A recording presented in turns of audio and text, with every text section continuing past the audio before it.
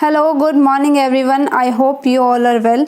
तो स्टूडेंट्स, जैसे कि आपको पता है, हमने क्लास 10th की हिस्ट्री का chapter number 1 nationalism in Europe start किया था और ये इस वीडियो का पार्ट 5 है। इसमें हम क्या पढ़ने वाले हैं? इसमें हम देखेंगे the making of Germany and Italy, कि जर्मनी और इटली किस तरीके से आज का जो हमें मैप में दिखाई देता है ये किस तरीके से फॉर्म हुए। ठीक है, और इसके साथ ही हम एक छोटा सा पार्ट ब्रिटिश का भी देखेंगे कि ब्रिटिश, जिसको आज हम बोलते हैं, वो नेशन कैसे बना। देखिए, यहाँ पर सबसे पहले हम बात करेंगे जर्मन स्टेट की, कि जर्मनी का यूनिफिकेशन किस तरीके से हुआ। लेकिन इसका यूनिफिकेशन देखने से पहले हम ये चीज़ देखेंगे कि 1848 के बाद ही इसका यूनिफिकेशन क्यों हुआ। 1815 से 48 तक जर्मनी में क्या सिचुएशन थी, ठीक है, कि जिसके कारण उस टाइम पे यूनिफिकेशन नहीं हो सका। ठीक है, सबसे पहला पॉइंट हम इसमें क्या बोल सकते हैं कि भाई 1815 से लेकर 1848 के बीच में यहाँ पे पॉलिटिकल डिस्पैरिटीज़ हमें बहुत ज़्यादा देखने को मिलती हैं, राजनीतिक विभिन्नताएं बहुत ज़्यादा देखने को मिलती हैं। यहाँ पर अलग अलग कैटेगरीज के लोग थे। फॉर एग्जांपल, जैसे कि जो आपके रिएक्शनरीज लोग थे, ठीक है, इनका ये मानना था कि जो जर्मन स्टेट है वो हमारा हैब्सबर्ग डायनेस्टी के अंदर रहे। वहीं पे अगर हम रिफॉर्मिस्ट के बारे में देखें, जो सुधारक थे, उनका मानना था कि हमें प्रशिया के साथ रहना चाहिए, मतलब जर्मनी जो है वो प्रशिया के अंडर में होना चाहिए। वहीं अगर कुछ और लोगों की बात करें तो कुछ पॉलिटिकल लोगों का ये भी मानना था कि जर्मनी ना तो हैब्सबर्ग के अंदर रहना चाहिए ना प्रशिया, बल्कि हमें एक अलग से फेडरल स्टेट बनाना चाहिए, एक फेडरल नेशन बनाना चाहिए। तो ये अलग अलग डिस्प्यूट्स चले आ रहे थे पॉलिटिकल, कि किसी का कुछ मानना था, किसी का कुछ, जिसकी वजह से पहले जर्मनी का यूनिफिकेशन नहीं हो सका। इसके साथ ही जो सेकंड रीज़न है, हम ये भी बोल सकते हैं कि जर्मनी में 1815 में आपको पता होगा कि ट्रीटी ऑफ वियना हुई थी, जिसके तहत काफ़ी जो छोटे छोटे स्टेट्स हैं आपस में इन्होंने बांट लिए थे। तो जर्मनी जो स्टेट है वो ऑस्ट्रिया के अंडर आ गया था। तो इस बीच 1815 से लेकर 48 के बीच में ऑस्ट्रिया का बहुत ज़्यादा इंटरफेरेंस हमें देखने को मिलता है। कहाँ पे? जर्मनी स्टेट में। इसके साथ ही हमें जर्मनी की जो आर्मी है वो भी देखने को मिलता है कि इस टाइम पे बहुत ज़्यादा कमज़ोर थी। ठीक है, इतना ज़्यादा मजबूत नहीं थी कि वो दूसरे स्टेट्स के साथ लड़ाई कर सके और उसको जीत सके। लोगों के पास नेशनल फीलिंग्स भी नहीं थी। ये आपको आपके एनसीईआरटी में खैर नहीं मिलेगा, ये अलग है, लेकिन आपको पता होना चाहिए कि इससे पहले क्यों नहीं हुआ। लोगों के अंदर नेशनल फीलिंग भी कम थी। ठीक है, लोग अपने आप को एक दूसरे से कनेक्ट नहीं कर पा रहे थे, मतलब जिस रीजन में वो लोग रहते हैं सिर्फ उस पर्टिकुलर रीजन को ही अपना मानते थे। नेक्स्ट चीज़ क्या है कि फॉरेन पावर जर्मनी में बहुत ज़्यादा बढ़ रही थी इस टाइम पे। ठीक है, एक साइड से प्रशिया आ रही थी, एक साइड से ऑस्ट्रिया का शासन हो रहा था, एक साइड से डेनमार्क था। तो जर्मनी के अंदर हमें देखने को मिलता है कि फॉरेन पावर्स का इंटरफेरेंस भी बहुत ज़्यादा था। कब? 1815 टू 48 के अराउंड। ठीक है, अब आगे चलते हैं और देखते हैं कि 1848 के बाद की क्या सिचुएशन थी, ऐसी क्या चीज़ें, क्या चेंजेस हुए, इस चीज़ के बारे में हम देखेंगे। देखिए, सबसे पहली चीज़ आपको ध्यान होगा, जब हमने पिछले सेशन में पढ़ा था, पिछली क्लास में, तो हमने ये चीज़ देखी थी कि जो कंजर्वेटिव्स थे, अब उनको भी ये बात तो समझ आ गई थी कि हम लोगों को ज़्यादा देर तक नहीं रोक सकते और इनको फ्रीडम देनी पड़ेगी। ठीक है, कुछ कंसेशंस हमें उनको देने पड़ेंगे। तो अब धीरे धीरे, क्योंकि छोटे छोटे रिवोल्ट्स हो रहे थे और ऑलमोस्ट हर जगह ही रिवोल्ट्स हो रहे थे, तो अब लोगों के अंदर थोड़ी थोड़ी नेशनल सेंटिमेंट्स हमें देखने को मिलते हैं। जो राष्ट्रीय भावना है वो थोड़ी थोड़ी उजागर होने लगती है और इसको सपोर्ट करते हैं कंजर्वेटिव्स भी। ठीक है, कंजर्वेटिव्स भी सोचते हैं कि हाँ भी ठीक है, हमारा एक नेशन है। स्टेट्स की पावर बढ़ने लगी थी, एक पॉलिटिकल डोमिनेशन होने लग गया था, मतलब अब जो भी राजा था वो सारी चीज़ें अपने हिसाब से नहीं बल्कि कुछ लोगों के हिसाब से भी चीज़ें करने लगा था। तो एक पॉलिटिकल डोमिनेशन भी हमें देखने को मिलता है। अभी हम 3 यूनिफिकेशन के बारे में पढ़ेंगे, 3 स्टेट्स के बारे में पढ़ेंगे, जो कि आपका इटली और जर्मनी और ब्रिटेन रहेगा। ठीक है, एक एक करके इनको समझेंगे। देखिए मैप पे यहाँ पे आप ध्यान दीजिए कि उस टाइम पे जर्मनी की सिचुएशन थी क्या, जर्मनी कितने पार्ट्स में डिवाइड था। यहाँ पर आप जो देख सकते हैं, ठीक है, ये जो लाइनिंग वाला एरिया है ये पहले पूरा प्रशिया के अंडर हुआ करता था, ये वाला पार्ट भी और ये वाला पार्ट भी, यहाँ पे ये पूरा, ठीक है। और ये जो आपको सिर्फ येलो में दिखाई दे रहे हैं ये छोटे छोटे स्टेट्स में डिवाइड था पहले क्या, हमारा जर्मनी पहले टोटल 39 स्टेट्स में डिवाइड था। और ये वाला पोर्शन आपके प्रशिया के अंडर में आया हुआ था, कुछ आपका ऑस्ट्रिया के अंडर में था, ठीक है। तो इस तरीके से डिवाइड थी। अभी आज का जो जर्मनी है, ये जो आपको रेड कलर की ब्राउन कलर की बाउंड्री दिखाई दे रही है, ये आज की प्रेजेंट बाउंड्री है जर्मनी की। थोड़ी सी इसकी कहानी के बारे में देखते हैं कि जर्मनी जो है वो किस तरीके से यूनाइट हुआ, किस तरीके से एक नेशन बना स्टेट से। ये चीज़ मैं आपको बता चुकी हूँ। जर्मनी पहले क्या था, 39 स्टेट्स में डिवाइड था, ठीक है। और हमने वो कहानी पढ़ी थी, कहानी मतलब स्टोरी टाइप में हमने देखा था, अगर आपको याद हो, कि एक नेशनल असेंबली जर्मनी ने बनाई थी खुद, जो मिडिल क्लास थे और जो वर्कर्स वगैरह थे, पीजेंट्स थे, उन्होंने मिलके, ठीक है। और चर्च, सेंट पॉल चर्च में उन्होंने नेशनल असेंबली की थी, जिसमें जो हमारे राजा थे वहाँ के उस टाइम पे, उन्होंने गद्दी पे बैठने से मना कर दिया था कि भाई मैं आपके हिसाब से नहीं चलूँगा। और वर्कर्स और पीजेंट्स भी वहाँ से चले गए थे, उन्होंने बोल दिया था भाई, क्योंकि वहाँ पे मिडिल क्लास का डोमिनेंस ज़्यादा बढ़ने लग गया था ना। उस टाइम पे जो आर्मी और जो मोनार्की थी उनको सपोर्ट किया था प्रशिया ने, ठीक है। उन्होंने बोला कि हाँ भी नेशनल असेंबली को हटाएंगे, मोनार्की लेकर आएंगे, जिसके लिए उन्होंने वहाँ के राजा को भी और वहाँ की आर्मी को भी सपोर्ट किया था। ये चीज़ हमने देखा।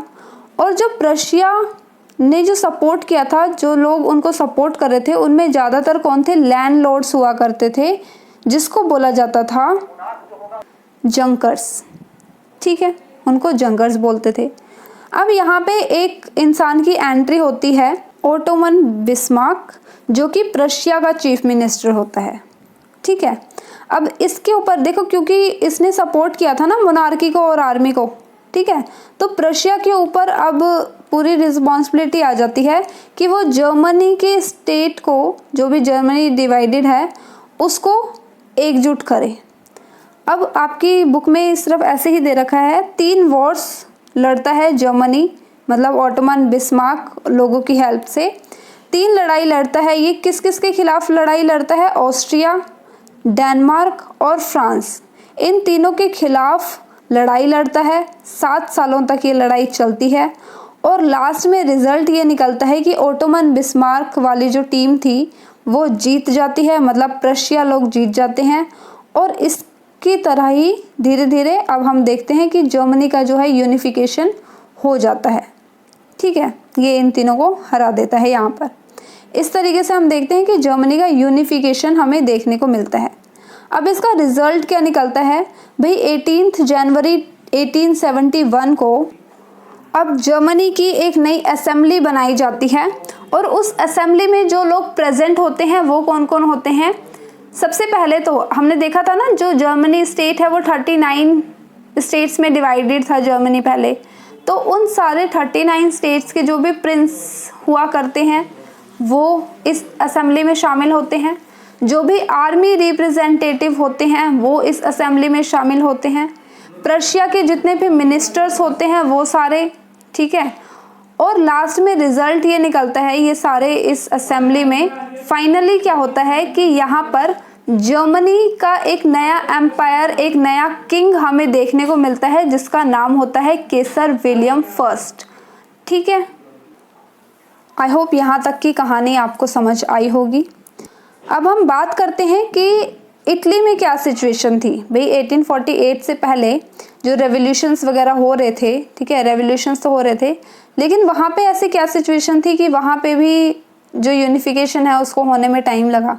और यूनिफिकेशन से पहले क्या सिचुएशन थी, पहले क्यों नहीं हो पाया, ठीक है। देखिए यहाँ पे भी कुछ हमें ऑलमोस्ट जर्मनी जैसी ही सिचुएशन देखने को मिलेगी, सेम पॉइंट्स। इटली में भी हमें सबसे पहला पॉइंट यही है कि पॉलिटिकल डिफरेंसेस हमें वहाँ पर देखने को मिलते हैं, ठीक है। अब पॉलिटिकल डिफरेंसेस कैसे देखने को मिलते हैं? फॉर एग्जांपल आपको पता होगा कि जो इटालियन रेवोल्यूशनरी था बहुत इंपॉर्टेंट, गुज़िपी मैज़िनी, जिसके बारे में हम लास्ट वीडियो में भी हमने डिस्कस किया था। जैसे गुज़िपी मैज़िनी हो गया, उसके बाद जो आपका गैरीबाल्डी हो गया, ये लोग चाहते थे कि इटली जो है एक रिपब्लिक नेशन बनना चाहिए, ठीक है, वो वहाँ पर रिपब्लिक लेकर आना चाहते थे। वहीं अगर हम एक और इंसान की बात करें जिसका नाम था जियोबार्टी, इसका मानना था कि हमें एक फेडरल स्टेट बनाना चाहिए इटली को, ठीक है। सेकेंड रीज़न हम यहाँ पर क्या देख सकते हैं? सेकेंड चीज़ हम यहाँ पर देख सकते हैं कि रोल ऑफ पोप, ठीक है। अब इसके बारे में मैं बताऊंगी कि इटली जो है वो 3 पार्ट्स में डिवाइड हम बोल सकते हैं, इसके मतलब ये मैं बताऊंगी।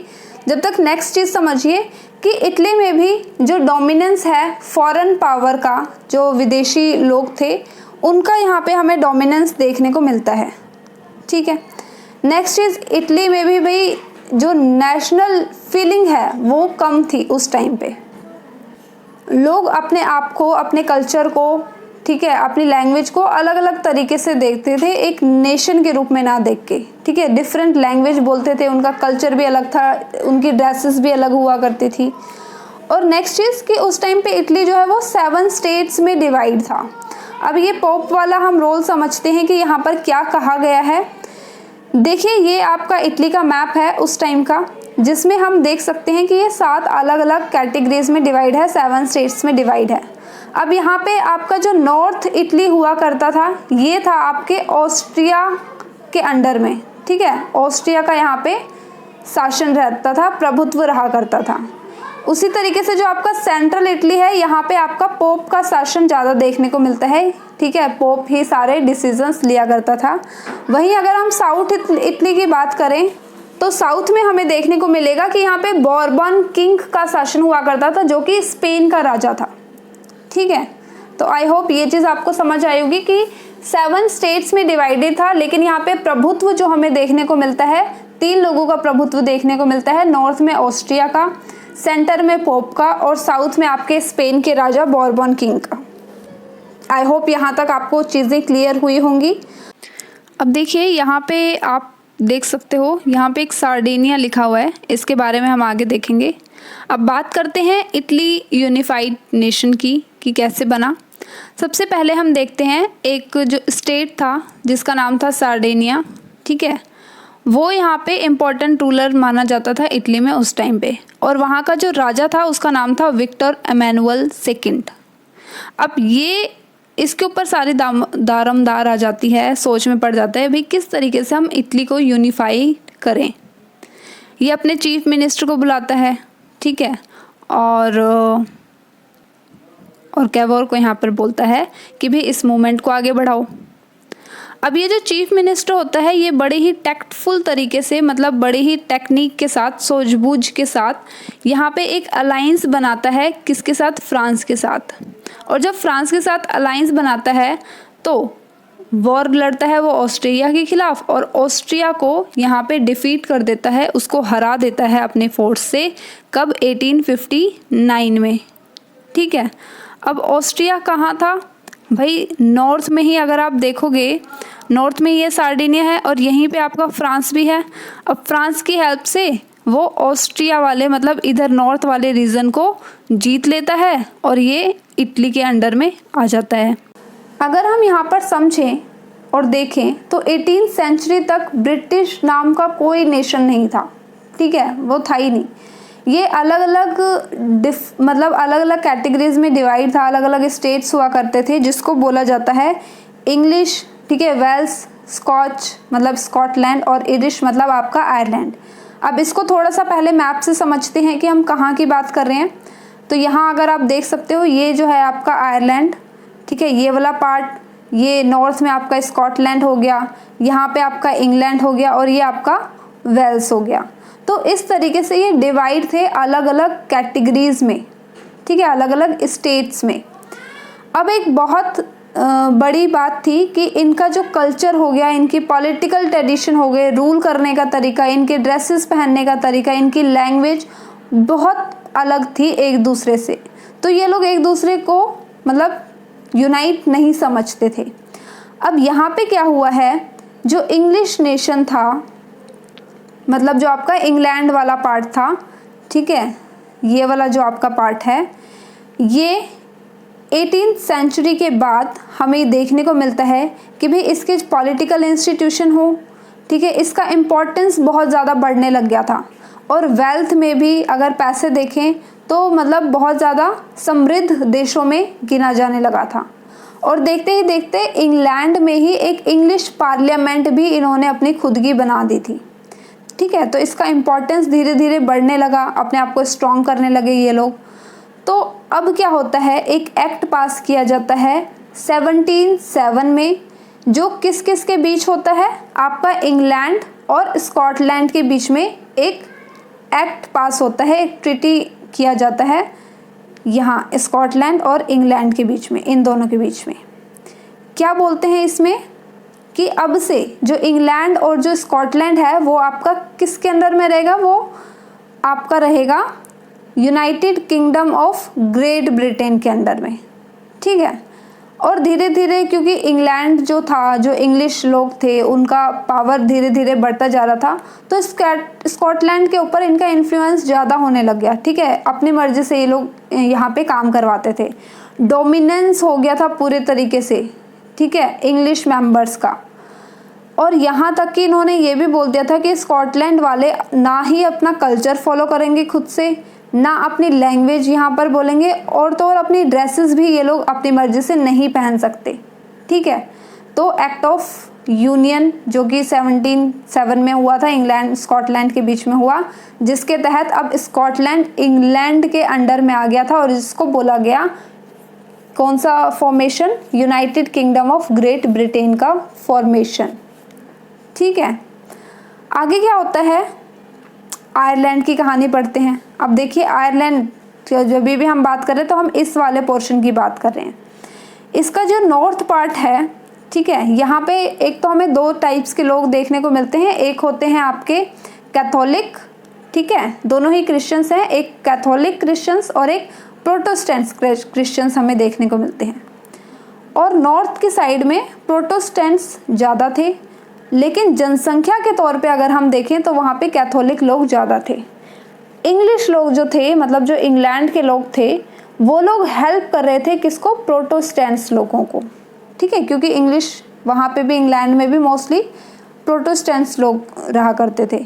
तो अब वहाँ के जो राजा वगैरह थे वो भी कोशिश करते थे कि इंग्लैंड का जो राजा हो, भले ही वहाँ पे पॉपुलेशन के हिसाब से कैथोलिक ज़्यादा थे, लेकिन प्रोटेस्टेंट्स लोगों को हमेशा वो पावर में रखना चाहते थे। कौन, इंग्लिश लोग, आपके इंग्लैंड के लोग, ठीक है।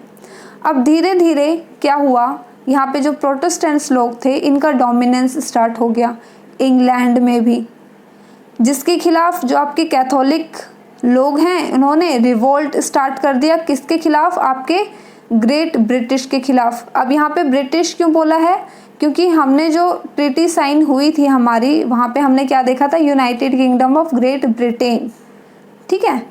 तो ब्रिटेन के खिलाफ, उनके डोमिनेंस के खिलाफ आपके जो कैथोलिक रिवोल्ट हैं उन्होंने स्टार्ट कर दिया, जिसमें वो लोग फेल हो गए, ब्रिटिश के अगेंस्ट वो लोग नहीं टिक पाए। और एंड द एंड क्या होता है, जो आपके आयरलैंड था 1808 में, उसको भी यूनाइटेड किंगडम के अंडर ले लिया जाता है, लेकिन पूरा नहीं। आपका जो नॉर्दर्न पार्ट है जहाँ पे प्रोटेस्टेंट्स ज़्यादा रहा करते थे, वो वाला पार्ट भी आपका किसके अंडर में आ जाता है, आपके यूके के अंडर में आ जाता है। उसके बाद आता है भाई साउथ इटली। साउथ इटली में जो इम्पोर्टेंट रोल प्ले करता है, यहाँ पे हमें देखने को मिलता है गैरीबाल्डी, ठीक है, गुजिपी गैरीबाल्डी। ये क्या करते हैं, जो वहाँ के लोकल लोग होते हैं, लोकल पीजेंट्स होते हैं, किसान होते हैं, उनका सपोर्ट लेकर एक आर्मी तैयार करते हैं और मार्च करना स्टार्ट कर देते हैं टूवर्ड्स साउथ इटली।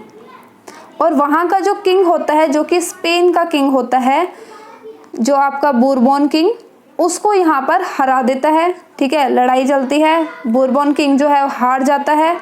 और साउथ इटली भी, जो हमारा ये वाला पार्ट है, जो साउथ वाला इटली है जहाँ पे बूरबोन किंग है, वो भी हमारा इटली जीत जाता है। अब देखिए ऑस्ट्रिया वाला पार्ट भी जीत लिया, ये वाला पार्ट भी जीत लिया। अब बचा क्या हमारा सेंट्रल।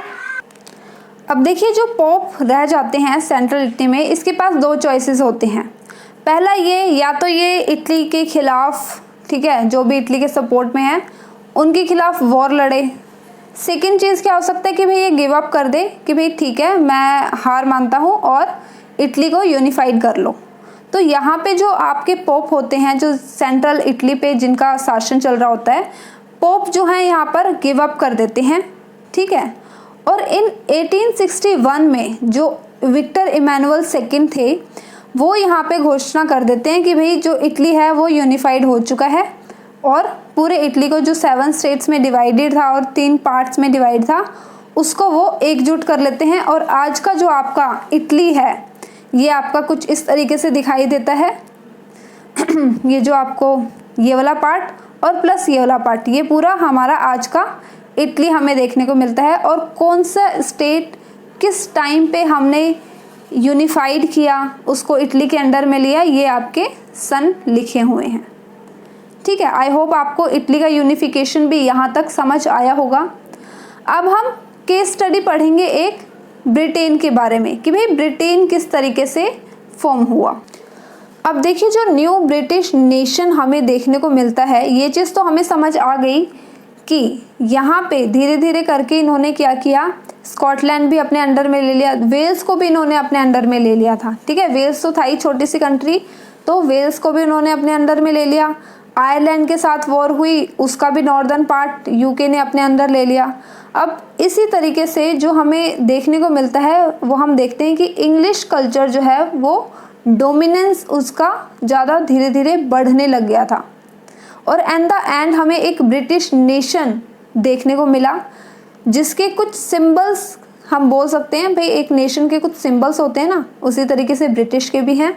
सबसे पहला ब्रिटिश का खुद का फ्लैग है, जैसे इंडिया का तिरंगा झंडा है, ठीक है, उसी तरीके से ब्रिटिश का जो फ्लैग है उसको क्या बोला गया, यूनियन जैक।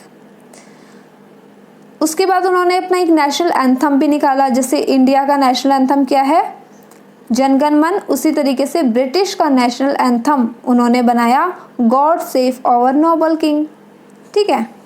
और लास्ट क्या है, उनकी एक ऑफिशियल लैंग्वेज उन्होंने घोषित कर दी कि भाई अब से हमारी जो लैंग्वेज है वो इंग्लिश लैंग्वेज रहेगी, ठीक है। ये चीज़ आई होप आपको क्लियर हुई होगी। अब थोड़ा सा हम इसके बारे में समझते हैं। देखिए इसमें आप कंफ्यूज मत होना, जब भी अगर हम बात कर रहे हैं ग्रेट ब्रिटेन की, तो इसके अंदर आपके 3 स्टेट्स शामिल होते हैं, एक आपका इंग्लैंड, आपके वेल्स और स्कॉटलैंड। ये तीनों मिलकर आपके बनाते हैं क्या, ग्रेट ब्रिटेन। वहीं अगर हम आयरलैंड की बात करते हैं तो देखिए आयरलैंड ये वाला पार्ट है, ठीक है। आयरलैंड में आपके 2 पार्ट्स में ये डिवाइड है, एक आपका नॉर्दर्न आयरलैंड और दूसरा आपका जो सेंटर और साउथ में है, रिपब्लिक ऑफ आयरलैंड उसको बोला जाता है, ठीक है। और ये दोनों चीज़ मिलके, ये पूरा मिलके आपका आयरलैंड कहलाता है। अगर हम यूके की बात करते हैं, यूनाइटेड किंगडम की बात कर रहे हैं, तो इसमें आपके 4 चीज़ें इंक्लूडेड होंगी। कौन कौन सी, एक आपका स्कॉटलैंड, आपका इंग्लैंड, आपका वेल्स और आपका ये जो नॉर्दर्न पार्ट वाला आपको आयरलैंड दिखाई दे रहा है ये। अब ये चारों स्टेट्स मिलके आपके बनाते हैं क्या, आपका यूनाइटेड किंगडम, यूके जिसको आप बोलते हो, ठीक है। आई होप ये चीज़ आपको क्लियर हुई होगी। देखिए यहाँ पे एक और चीज़ ऐड करेंगे कि अगर हम बात करें ब्रिटिश आइल्स की, ठीक है, मतलब आयरलैंड ही होता है इसका मतलब, तो मतलब ब्रिटिश द्वीप आप बोल सकते हो हिंदी में। तो अगर हम ब्रिटिश आइल्स की बात कर रहे हैं तो यहाँ पे आपका आयरलैंड, इसमें आपका दोनों रिपब्लिक वाला भी और आपका नॉर्दर्न पार्ट वाला भी, दोनों आयरलैंड इंक्लूड होंगे। आपका पूरा ग्रेट ब्रिटेन जिसमें आपका स्कॉटलैंड, आपका इंग्लैंड और आपका वेल्स तीनों चीज़ शामिल है। और ये जो छोटे छोटे आपको आइलैंड्स दिखाई दे रहे हैं यहाँ पे, जैसे बीच में हो गया, ये वाले हो गए, अब ये सारे आइलैंड्स मिलकर आपको कहलाए, मतलब हम बोल सकते हैं कि ये ब्रिटिश आइल्स का पार्ट है, ठीक है। आई होप ये चीज़ आपको क्लियर हुई होगी।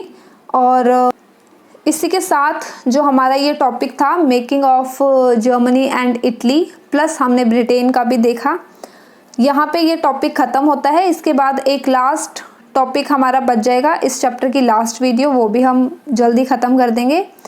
जब तक के लिए thank you very much for watching this video. और अगर कोई भी डाउट हो तो आप नीचे कमेंट में कमेंट करके पूछ सकते हैं। और please keep sharing, please subscribe my channel. जब तक के लिए ओके, टाटा, बाय बाय, जय हिंद।